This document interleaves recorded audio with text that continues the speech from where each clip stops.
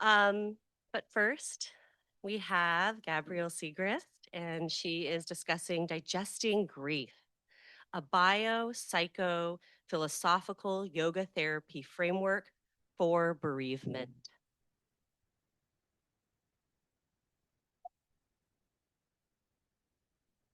Okay, I feel like I'm 5'3" on a good day, so I feel like the podium's going to swallow me a bit, so I'll stand here. All right, you heard the title. I'm really excited to share this work with you all. I want to begin with a salutation to my teachers. You know who you are. Thank you so much. But I have to extend particular thanks to Dr. Lori Fazio, who, without the extension of the question, who will you support with this work, meeting with her every single week, having every single class with her last year, it was an absolute privilege to be your student and to stay your student. Thank you. Yeah. Fabulous. Okay, so for the first half of this presentation, I'm going to give you a background on this program I developed, which is titled Digesting Grief, some of the classical and clinical reasoning, current models of grief support, and then why yoga therapy may fit and fill a gap that I've identified in grief care. And then I'll go on to talk about the IRB study that I ran and the results that we gained from that study. To live is to grieve. Grief is a wisdom teacher. What if grieving was like eating a meal? A process in which loss becomes nourishment, consumed, transformed, metabolized, and then stored as life energy in the body and the heart. A body that will also one day become fertile soil. If you know me, you actually know that I have that tattooed on my arm. Through yoga, I learned how to digest grief. This is in loving memory of Robert Lindsay. It was his heavenly birthday on Monday. So, the question, is yoga therapy a supportive framework for tending to grief? I had the unfortunate yet fortunate experience of having to grieve a lot as a young person in my early 20s. One of these occurrences, I had to grieve two deaths that were unexpected and occurred in rapid succession. What that led to was an incredibly difficult eating disorder that consumed my life for 2 years, substance abuse, and just the whole concoction of sorrow, upset, pathology, you name it. And yoga and mindfulness is what helped me out of that hole. And when I was in the program, I was really inspired by this practice called sky burial. It's a Tibetan Buddhist practice, and it's where the bodies of the dead are laid out. They're above the tree line. The ground there is made of rock. They can't bury bodies. This is the sustainable way that they have for burial. And the Himalayan vultures, which you see pictured here, will come down and they'll eat the flesh. And the family members are invited to envision these creatures as compassionate forces, returning the bodies back to an ecosystem of grief, life, and death that we are all tangled in. So my approach was to run an IRB-approved research study to gain insight into how the practice of yoga therapy may fill a gap in current grief care models. So, literature review. These are some of the main kind of more Western folks that I focused on in my literature review. So big ups to Miss Mary Frances O'Connor. This work you can see is very recent. So Grieving Brain came out before I started the project, and Grieving Body actually came out after I had started the study. So I was incredibly excited to see this work being done, and I hope call me. Are you watching? Like, I'd love to talk with you. And then the more spiritual and ritual, artistic, psychological perspectives came from Joanne Cacciatore and Frances Weller. If you're grieving, I really encourage you to buy either or both of these books. And I have to shout out my not my ancestor, he's living and still doing the work, but Antonio Saucis really is the first person who pioneered kind of yoga therapy and grief support. And so my approach differs from his, but of course, I'm so grateful to be a colleague of his. And, I tallied up my bibliography, and there's over 100 other publications and yogic texts that are cited throughout this thesis. So extensively researched. So let's talk about current models of grief support. Grief is a psychosomatic reaction to any loss. They can invite Megan. Yeah. Oh, could you please mute? Thank you. Psycho meaning of the mind, sorrow, sadness, emotion. Biosomatic meaning of the body, the way the body is reacting to the loss. And also, grief can come about when it's a non death related loss. Think of a breakup, change of relationship, aging, illness, all of that. Ambiguous loss as well, collective grief. Think about what we see on our phones, as Tanika has pointed out, the war and tumult across the world. That can cause a grief reaction.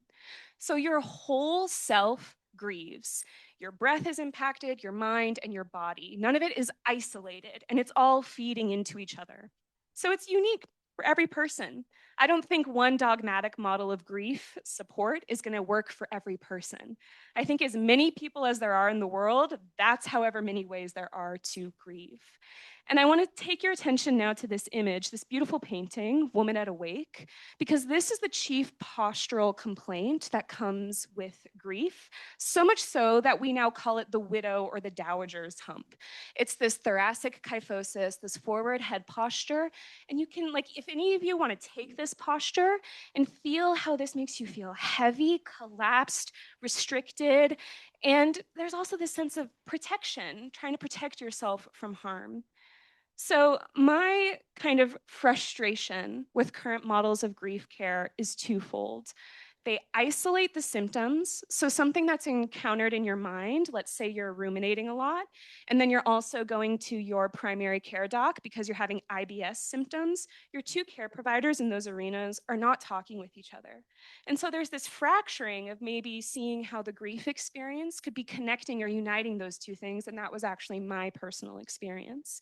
And also the tendency for pathologization. So, pathologization means to take a normal response and to view it as abnormal. So, in the DSM 5, there's a whole list of different pathological griefs: persistent, complex, prolonged, traumatic grief. And so, all of this kind of contributes to this view that grief is actually something unnatural, which I find bizarre because I think it's actually maybe the most natural human thing we're all going to have to do. So, the conflict is that grief is viewed as a problem that we have to heal and fix. And my perspective of it's wisdom, it's a good friend that's going to keep coming again and again and again. And so, what's not happening in grief care right now is we're not addressing the bodily experience of grief. We're not nurturing lifelong adaptive coping, not kind of doing what I did, which was the substances, the numbing agents. And we're also, again, this lifelong, if I fix your grief one time, who's to say when you lose somebody 5, 10 years down the line, you're not going to have the same experience? We also, key point, are not nurturing a deeper sense of philosophical meaning making. Who am I now in the face of this loss? Especially now that I know that death is actually real, because someone near me has died, and now I'm thinking about my own mortality. So, why yoga therapy? I could give you an hour-long talk on this slide, and my colleague Kristen does a really beautiful explanation of some of these things in her presentation next, so I'll breeze through. But some of the main mechanisms by which yoga therapy works is promoting nervous system resilience by modulating the autonomic nervous system and our stress responses. We have a lot of thanks to give to Dr. Stephen Porges and the polyvagal theory, hotly debated, but still a framework we can use. And so, what we know is that stress can lead to a cascade of negative health effects once it's become chronic. You need your sympathetic stress to get out of the bed in the morning, to join a protest for a cause that you care about. But the problem is when the stress response has been mobilized over a steady period of time, cortisol pumping and pumping and pumping through your system, just as one example. So grief, usually in the research and from my study that I've done, is it's manifesting as either chronic disassociation or chronic activation. So collapse, freeze, or fight flight energy, two different states. Yoga also encourages neuroplasticity, which are the adaptive and functional changes that can occur in the brain when we're doing movement and breathing work, carving new pathways and creating new habits. Again, adaptive coping. So think about Arjuna. At the beginning of the Bhagavad Gita, he's there with Krishna, he's looking at the battlefield, and he has a total nervous system collapse. He goes, "Oh my God, this is horrible. I'm already grieving, anticipatory grief. I'm going to have to kill people. He falls to his knees. He drops his bow. His mouth becomes dry, kind of like mine is right now. And he's just like, I can't do it. I'm so sorry. I just can't do it. And he collapses. So we see even textual references to grief coming up. So my perspective on yoga is that it is bio, body integrated, connecting with the wisdom and intelligence of our system, psycho, using the mind to reflect, to question, to study, but also using the body to affect change in the mind, fusing cognition, perception with sensory awareness, and also philosophical, the context and a framework for inquiry into being yourself that is prompted by the grief experience. Okay, so I love this classical and clinical reasoning that we did with Dr. Fazio. It's so potent and so special. And so in this process, what you do is we go and we research, okay, what does health science have to say about grief? What interventions have been done? And I would look those up and I'd see what they did. And then I'd go to primary source texts, Hatha Yoga Pradipika, the Bardo Total, Buddhist stories, all sorts of texts. And I'd say, okay, where is the classical coming in and where are they meeting? Where are they saying the same thing? And where are they maybe diverging? And how can I apply that to this group? So a number of things here. I'm going to focus on one, this second row here. So one of the chief postural or chief complaints in grief, one that you may tell by the title is important to me, is this digestive upset IBS. Now, this you can relate to chronic stress, maybe some maladaptive coping that the person, like me, my relationship with food, that was a maladaptive coping mechanism for processing my grief. And then look at this philosophical chart here. Now, in yoga therapy, we're not prescribing practices the way you would take a pill. So like, I have pain, I'm gonna take an Advil. Oh, I have grief, I'm gonna do Dirga Pranayama for 10 rounds. That's not really the thinking. What the thinking is that these philosophical frameworks, ideas, passages, they're a container for the grief. They help you orbit and look at the grief and say, what's this? What's this? What's this? It gives you a place where you can take some time and really be with it, not having to fix it, not having to come to a conclusion about it. So yes, bio, psycho, and philosophical. Okay, so let's talk about the IRB study. So I recruited 10 English speakers over the age of 21 who had been grieving a loss, and this is key, for over 12 months. So these are people who were not in the acute phase of grief. They had had some time passed, and they had to also be experiencing both psychological and somatic symptoms of grief. Overwhelmingly female, this is kind of common in the yoga space, 9 women, 1 man. But there was a wide range of ages. We had people age 23 to age 70 coming together on Zoom, all across the spectrum racially, and not only in the United States, but we had some visiting from other countries as well. The program goals were threefold: adaptive coping, mindful awareness, self-concept clarity. That question, who am I now? Okay, so at the top here, you'll see the session structure for each week. We began with discussion of a philosophical concept. We read a passage, we discussed it, I gave them Sanskrit, we talked about it together. We went through the same asana practice every week. It never changed. That was to help support the nervous system, give it something familiar, friendly. And they could also watch as they changed, as they grew over the 8 weeks through the same sequence of asana. We then did breathing and mindfulness. Both of these practices we scaffolded so that it grew steadily over time. Don't want to ask somebody to just drop into yoga nidra or to do a bunch of alternate nostril breathing when they have a reversed breathing pattern or their chest breathing. So we built meditative skill, breath capacity steadily over the weeks. They had the intake session. You'll see the themes for each week. Again, I wish I could spend so much more time on this. This is really where that classical and clinical reasoning was coming to play. Every practice selected very particularly and especially. And then we had a checkout and post-assessment. This is the good stuff. This is the really, really good stuff. So the results. One of the assessment tools I used was called the Persistent Complex Bereavement Inventory. It is a great comprehensive inventory for bereavement. There's so many of these grief assessment tools, but I liked this one because it was more open-ended for non-death related grief. Higher scores indicated higher levels of grief symptom burden. So what we saw is that overall, looking at the aggregate of the group, there was a statistically significant decrease in grief symptom burden. There's also 3 subscores you can calculate for the PCBI. 2 out of the 3 also saw a significant decrease, and I want to point out some particular things here.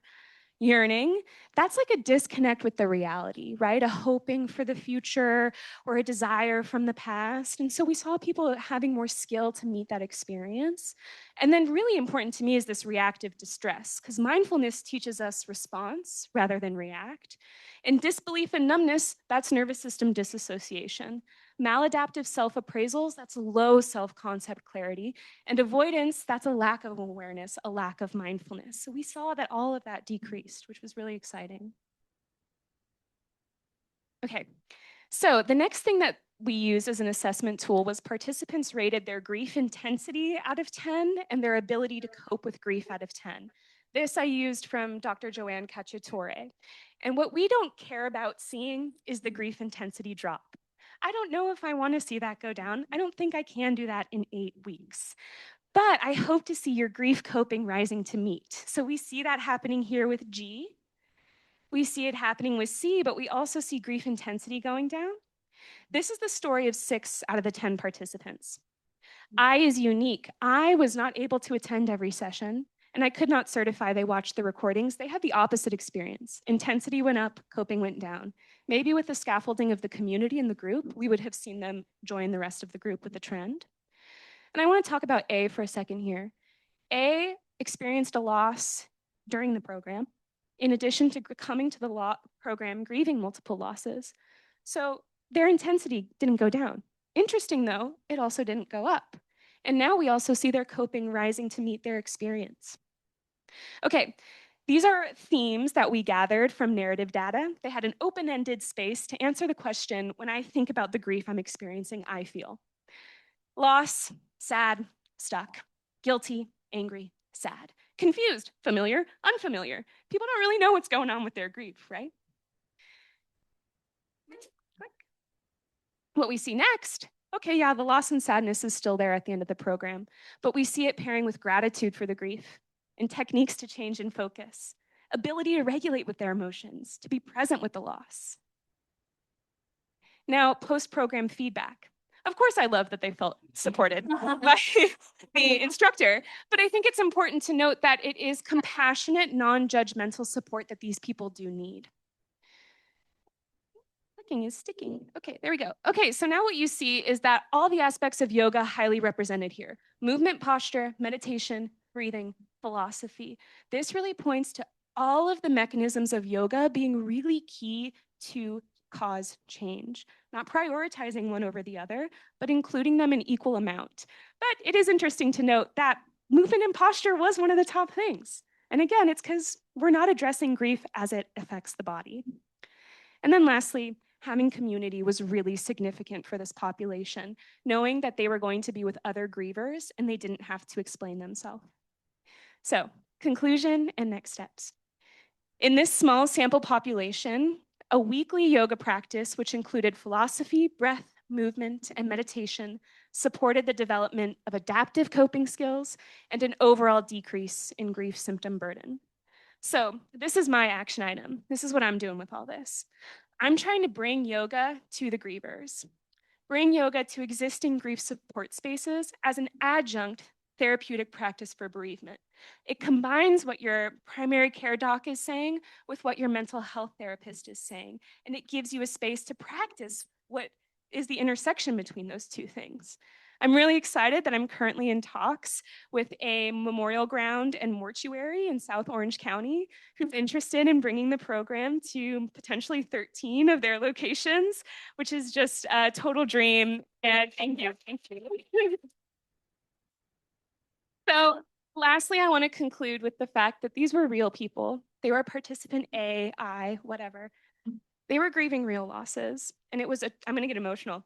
It was a total privilege to be with them and support them. They were brave and they were strong and they were open-hearted. So I want to end with their words.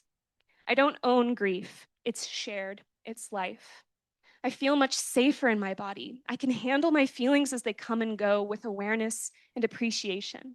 I love this one. I feel like I was gifted with tools to use and share. To know that the yoga I taught is rippling out through these participants is the greatest gift. My favorite part of the practice was getting to learn, discuss, and make connections with yoga philosophy. And then learn it and integrate it in the body. This is embodied philosophy. Final, this is from participant A, who lost someone dear to them during the program. My relationship to grief was completely renewed. I could hone in on what was happening where, which felt leaps and bounds from the first time I experienced a significant loss. I feel that I'm grateful for my grief. It hurts, but I don't have to fear it as much as I once did. I truly feel so present in my body, and I know how to tend to it. Thank you.